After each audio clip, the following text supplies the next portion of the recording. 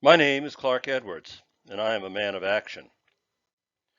On a cold April day in 1861, I was up on my roof in Bethel when a neighbor came by and shouted to me that rebels had fired on Fort Sumter. For years I had followed the complaints and demands of Southern states, but breaking up the Union was too much. Right there, I resolved to do my part. So at age 37, I decided to raise a company of men and fight for the Union. The farm boys at Bethel were eager to join up. Parades and speeches stirred their passions. $13 a month pay and a fear of missing out on adventure hooked them, but becoming real soldiers was hard. We first trained in Bethel, then South Portland, but we learned our lessons at battles like Bull Run, Crampton's Gap, and Salem Church. By Gettysburg, we were seasoned soldiers. I rose from captain of the Bethel Company to colonel of the whole regiment. In the fall of 1863, General Meade was anxious to follow up on his victory at Gettysburg. That November 7th, the old 5th Maine Regiment had its finest hour. Two entire corps, 26,000 strong, marched through the open country of Virginia to find the enemy.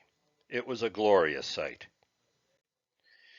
We marched quickly and without resistance to a railroad stop called Rappahannock Station. Here we found earthworks where the enemy was dug in, with the Rappahannock River behind.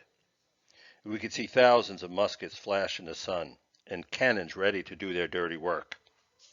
The generals hesitated, but after several hours our cannons began to pummel the fort. Late in the afternoon, a single regiment, the 6th Maine, with 3 other regiments following behind, was sent in to pierce the lines. Just a single regiment of a few hundred when tens of thousands of troops were available. But it worked.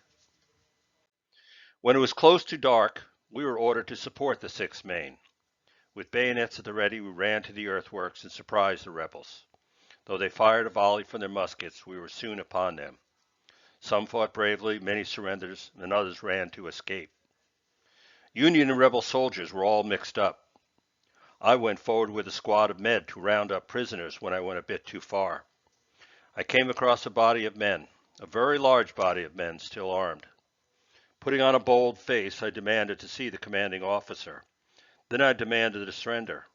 After the officer hesitated, I told him not a moment would I allow. For effect, I told him that his retreat was cut off. I then motioned to the silhouettes of soldiers in the distance, and the loudest voice I could muster shouted, "Forward, 5th Maine and 121st New York." With that, the officer quickly surrendered.